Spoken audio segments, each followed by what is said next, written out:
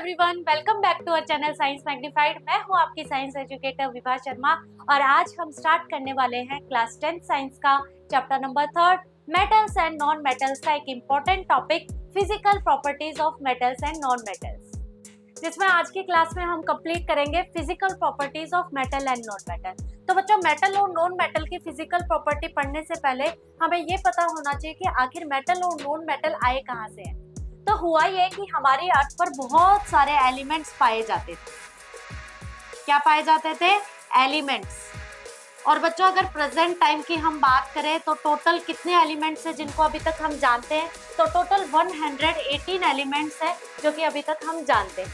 तो साइंटिस्ट ने इन सभी एलिमेंट्स की स्टडी को इजी करने के लिए इनको अलग अलग कैटेगरीज में क्लासिफाई कर दिया। उन्होंने क्या किया कि कुछ एलिमेंट ऐसे निकाले जो कि एक दूसरे से काफी ज्यादा कैरेक्टर्स को मैच कर रहे थे, और इन सभी एलिमेंट्स को उन्होंने एक कैटेगरी के अंदर रखा और उस कैटेगरी का नाम दिया उन्होंने मेटल्स। क्या नाम दिया? मेटल्स।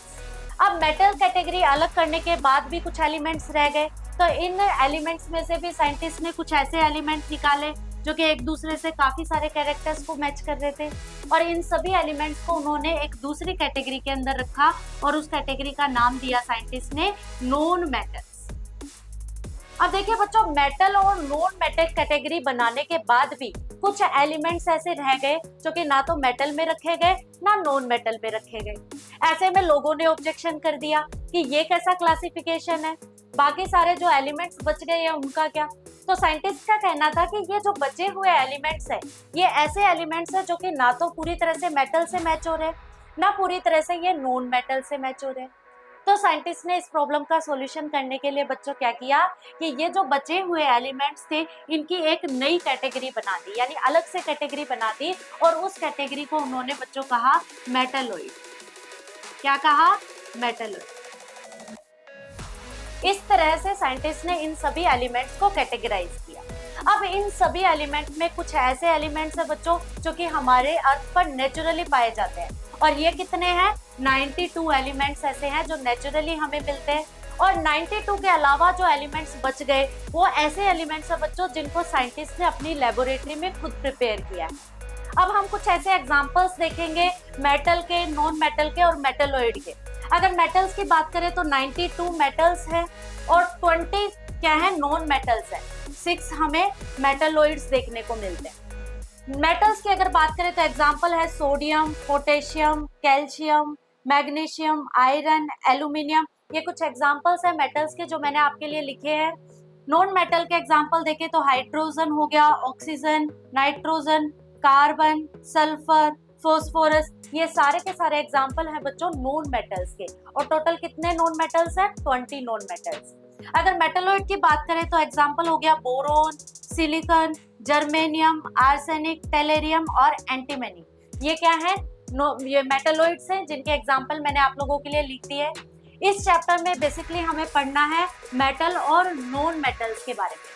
तो सबसे पहले हम इनकी फिजिकल प्रॉपर्टीज देखेंगे कि आखिर कौन सी ऐसी प्रॉपर्टी है जिनकी हेल्प से हम मेटल और नॉन मेटल को पहचान सकते हैं। तो चलिए स्टार्ट करते हैं। अब हम डिस्कस करेंगे बच्चों फिजिकल प्रॉपर्टीज ऑफ मेटल, यानी मेटल्स की फिजिकल प्रॉपर्टी, जिसमें सबसे पहले हम देखेंगे लस्टर। लस्टर का मतलब होता है चमकदार।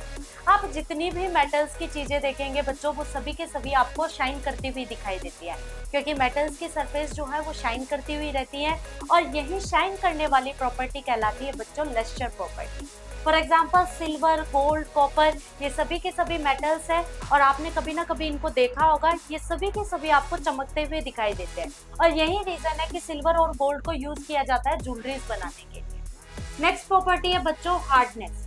Metals are generally hard. Metals कैसे होते हैं? हार्ड होते हैं, यानी आसानी से टूटते नहीं है, जिनके एग्जाम्पल है आयरन, कॉपर। लेकिन इनमें भी बच्चों कुछ एक्सेप्शंस होते हैं, यानी कुछ ऐसे मेटल्स हैं जो कि हार्ड नहीं होते बल्कि इतने ज़्यादा सॉफ्ट होते हैं कि उनको आसानी से हम नाइफ की हेल्प से कट कर सकते हैं। ऐसे कौन कौन से मेटल्स हैं? लिथियम, पोटेशियम, सोडियम, ये तीनों के तीनों ऐसे मेटल्स हैं जिनको हम इजीली नाइफ से कट कर सकते हैं। तो इनको आप एक्सेप्शन में याद रखें। बहुत बार इससे क्वेश्चन पूछा जाता है कि ऐसे मेटल का नाम बताओ जिसको हम इजीली नाइफ की हेल्प से कट कर सकते हैं। तो आप बताएंगे लिथियम, पोटेशियम, सोडियम। ये तीनों ऐसे मेटल्स हैं जो कि सॉफ्ट होते हैं और इनको हम इजीली नाइफ से कट कर सकते हैं। इनको आप याद रखने के लिए एक ट्रिक भी यूज कर सकते हैं, लिप्स। लिप्स बच्चों हमारे सॉफ्ट होते हैं और लिप्स से आप याद रख सकते हैं Li से लिथियम, P से पोटेशियम और S से सोडियम। और ट्रिक यूज ना करें तो आप वैसे भी इनको याद कर सकते हैं, इतना ज्यादा टफ काम है नहीं। नेक्स्ट प्रॉपर्टी है बच्चों malleable. Metals can be beaten into thin sheet without breaking. मान लीजिए आपके पास कोई मेटल है और आप उसको हैमर से कंटिन्यूअसली बीट करते हुए जा रहे हैं इस उम्मीद में कि वो मेटल टूटेगा, लेकिन होता क्या है बच्चों, आपको एक सरप्राइज देखने को मिलता है कि वो मेटल कहीं से भी टूटता नहीं है बल्कि एक थिन शीट में कन्वर्ट हो जाता है। और बच्चों यही मेटल की प्रॉपर्टी जिसमें वो टूटे नहीं, एक थिन शीट में कन्वर्ट हो जाए, कहलाती है malleable property. For example gold, silver are most malleable metal. Gold और सिल्वर जो मेटल्स होते हैं वो काफी ज्यादा मेलिएबल होते हैं और यही रीजन है कि आसानी से उनसे किसी भी शेप में ज्वेलरी को बनाया जा सकता है। Aluminium, copper and iron are also highly malleable metal. All these metals can be beaten with a hammer to form very thin sheet. अगर हम बात करें दूसरे मेटल्स की, एल्यूमिनियम हो गया, कॉपर, आयरन, ये भी काफी ज्यादा मेलिएबल मेटल्स होते हैं और इनको भी हम हैमर से मार करके थिन शीट में कन्वर्ट कर सकते हैं। एल्यूमिनियम फॉइल जो हम यूज करते हैं वो एल्यूमिनियम से बनती है। आप लोगों ने काजू कतली खाई होगी, तो काजू कतली के ऊपर भी एक सिल्वर कलर की फॉइल लगी होती है। एक्चुअल में बच्चों वो भी सिल्वर ही होता है।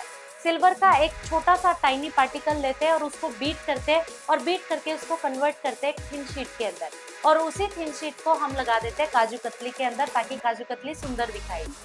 तो बच्चों ये प्रॉपर्टी जो है मेटल की, ये कहलाती है मेलिएबल प्रॉपर्टी। नेक्स्ट प्रॉपर्टी हम डिस्कस करते हैं। अब हम बात करेंगे स्टेट के बारे में। Metals are exist in solid state except mercury. सभी मेटल्स होते हैं बच्चों वो कैसे होते हैं? सॉलिड स्टेट में होते हैं।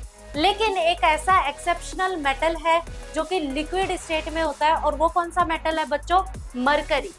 याद रखना है आपको, बहुत बार ये क्वेश्चन पूछा गया है कि ऐसे मेटल का नाम बताइए जो कि लिक्विड स्टेट में होता है, तो आप बताएंगे मरकरी जो है वो रूम टेम्परेचर पर लिक्विड स्टेट में होता है। एग्जाम्पल आयरन, कॉपर, एल्यूमिनियम, ये सभी के सभी मेटल्स है जो बच्चों सॉलिड स्टेट में होते हैं। नेक्स्ट प्रॉपर्टी है बच्चों ductility. They can be drawn into wires. This property of the metal is ductility. अब देखिए होता क्या है, आपके पास कोई चीज है, अगर आप उसको जोर से स्ट्रेच करते रहते हैं तो एक टाइम आएगा वो चीज टूट जाएगी। लेकिन मेटल्स के साथ ऐसा नहीं होता। मेटल्स को जब आप पूरा फोर्स लगा करके स्ट्रेच करते हैं तो वो टूटने के बजाय बच्चों कन्वर्ट हो जाते हैं थिन वायर्स के अंदर, और यही थिन वायर के अंदर कन्वर्ट होने वाली प्रॉपर्टी कहलाती है बच्चों ductility property. For example gold, silver, copper are most ductile metals. ये सभी के सभी मेटल्स हैं जो कि काफी ज्यादा डक्टाइल होते हैं, यानी इनको जब हम फोर्स के साथ स्ट्रेच करेंगे तो ये टूटेंगे नहीं बल्कि कन्वर्ट हो जाएंगे थिन वायर के अंदर, इसीलिए हम इनको मोस्ट डक्टाइल कहते हैं। नेक्स्ट प्रॉपर्टी है बच्चों good conductor of heat and electricity, यानी मेटल्स जो होते हैं वो हीट और इलेक्ट्रिसिटी के अच्छे कंडक्टर होते हैं। मान लीजिए यहाँ से कोई इलेक्ट्रिसिटी आई और बीच में मैं खड़ी हूँ, मैं क्या हूँ? एक मेटल। तो मैं इस इलेक्ट्रिसिटी को रोकूंगी नहीं बल्कि इस इलेक्ट्रिसिटी को आराम से अपने अंदर से पास होने दूंगी, और यही प्रॉपर्टी कहलाती है बच्चों गुड कंडक्टर। तो जो मेटल्स होते हैं वो ना तो हीट को रोकते हैं अपने अंदर से पास होने से, ना इलेक्ट्रिसिटी को रोकते हैं, इसीलिए हम उन्हें कहते हैं good conductor of heat and electricity. For example copper, silver, aluminium, ये सभी के सभी क्या है? अच्छे कंडक्टर है, इसीलिए हम कॉपर्स के वायर बनाते हैं, एल्यूमिनियम के वायर बनाते हैं, क्योंकि ये आसानी से इलेक्ट्रिसिटी को अपने अंदर से पास होने देते हैं। नेक्स्ट प्रॉपर्टी है बच्चों sonorous property. They produce sound on striking a hard surface. जब भी आप मेटल की किसी चीज को जोर से किसी हार्ड सरफेस पर बीट करते हैं तो उससे एक साउंड निकलता है। फॉर एग्जाम्पल आपकी जो स्कूल बेल है, जब आप स्कूल बेल को बजाते हैं तो टन टन करके एक साउंड निकलता है ना, तो इसी प्रॉपर्टी को बच्चों हम कहते हैं सोनोरस प्रॉपर्टी, यानी मेटल्स किसी हार्ड सरफेस पर मारने पर या किसी हाइट से नीचे गिराने पर एक स्पेसिफिक साउंड प्रोड्यूस करते हैं, और यही प्रॉपर्टी कहलाती है बच्चों सोनोरस प्रॉपर्टी। नेक्स्ट प्रॉपर्टी है हमारी ऑक्साइड्स।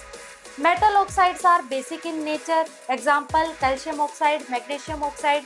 मेटल्स जो है वो ऑक्सीजन के साथ रिएक्ट करके मेटल ऑक्साइड का फॉर्मेशन करते हैं, और ये जो मेटल ऑक्साइड है ये बच्चों नेचर में होता है बेसिक, जिसके एग्जाम्पल है calcium oxide, magnesium oxide.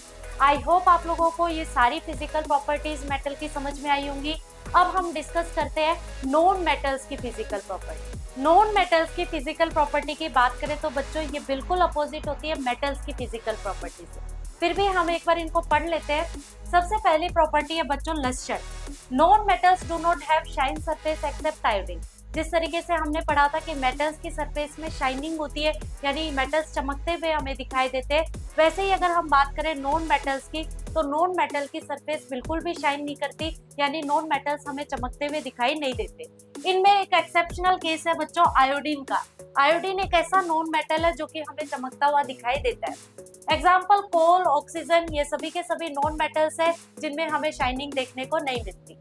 Next property है बच्चों hardness. Non metals are generally soft.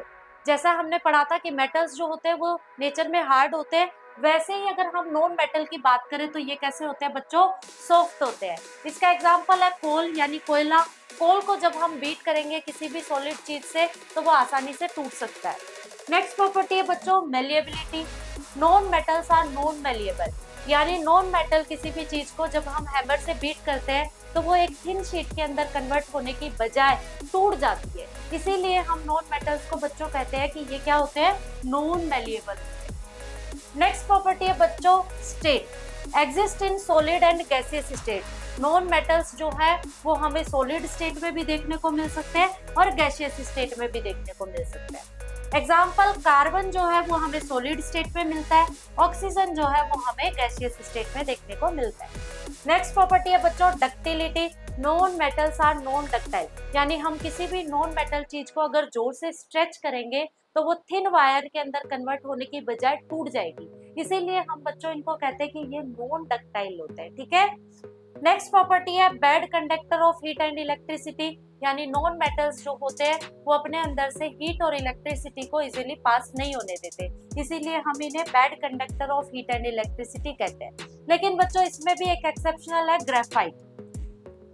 ये ग्रेफाइट क्या है, एक नॉन मेटल है जो अपने अंदर से इलेक्ट्रिसिटी को पास होने देता है, और ये ग्रेफाइट हमें कहाँ देखने को मिलता है, हमारी पेंसिल्स के अंदर। पेंसिल इसीलिए कहते हैं कि पेंसिल को कभी भी स्विच के अंदर नहीं देना चाहिए, क्योंकि वो एक अच्छा कंडक्टर होता है इलेक्ट्रिसिटी का। नेक्स्ट प्रॉपर्टी है बच्चों सोनोरस।